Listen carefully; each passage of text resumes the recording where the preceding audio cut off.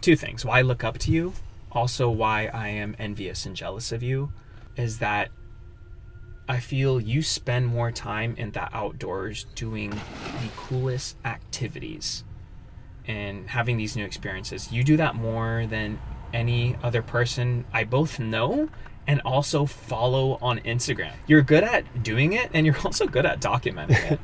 But I think that you have a slightly better balance in your life of doing these things that you love and gaining these new experiences and real life knowledge and making money. I fault or err on the side of making a little more money than I should, where I should use that time more to be doing these, like, highlighting what you're doing, free diving, climbing, and all this stuff that I look and I just feel like I wish I can do more of that stuff. And I wonder what it is, why you have a little more confidence than me in accepting the time to go out and do the stuff you love rather than just making money. I don't want to make this too heavy either, but I think it is partly mental health for me. It's like I learned early on that I'm a lot happier when I'm outdoors than indoors.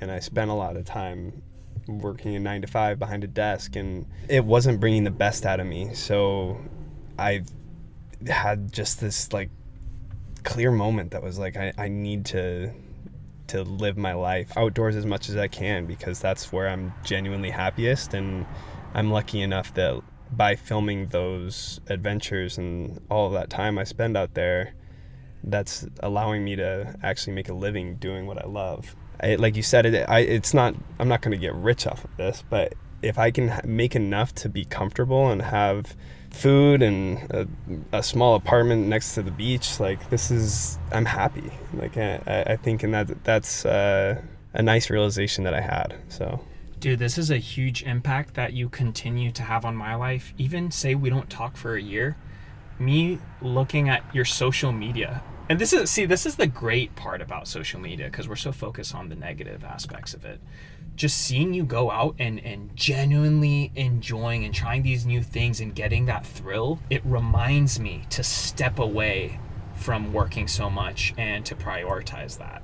Again, that's a good reminder for everyone out there listening. Like, you got to clean your socials and just follow people who motivate you to do things that increase your mental health and also your wealth, overall wealth. And that's not just financial wealth.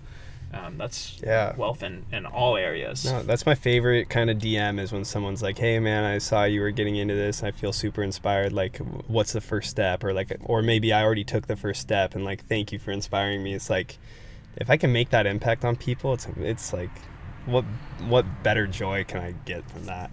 And I have the same goal as you. I think you and me share also the same goal in what we do as content creators and our social media influence. Well, I appreciate it. I feel like that all started with a very nice compliment. Well, so. Well. Thank you. Yeah, I mean, that was from the heart. Yeah. You and me don't really give each other compliments. No. Also, it's really, really rare. It's almost awkward, because again, we do have this very just brotherly relationship where our whole lives were built upon competing each other. So that's how you know it's genuine. Yeah. When it's actually said. Yeah, I am tearing up. Dude, you never show emotion too.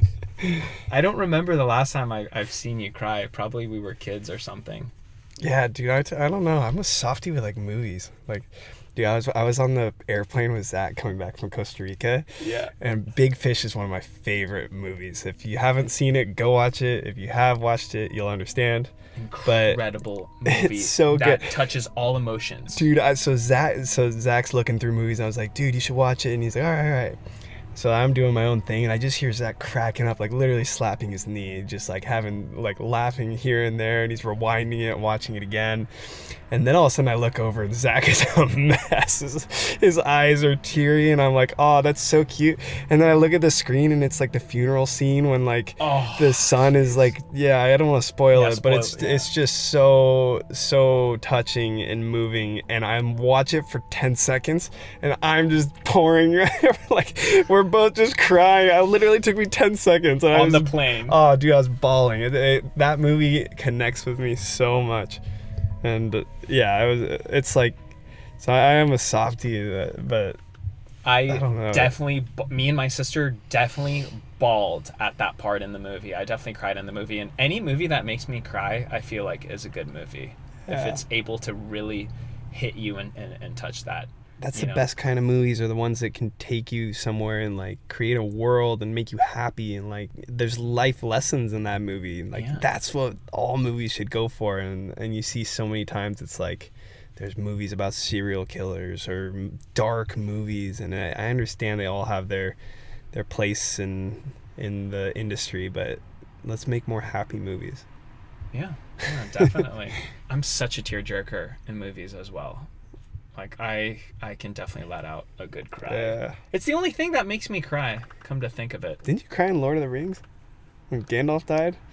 Oh I swear you gosh, did, I right? wish Haley was here. You did. And I called you out for it. Yeah, you're so annoying, dude. Yeah, Will's like bawling his eyes out. I'm like, Will's crying. Dude, I can't believe you remember that. We were like 10. If you liked what you saw and you want to listen to the full episode, then download Spotify and follow us at SuperHuman with Will Dasovich. It's completely free, it's linked below and easy to use.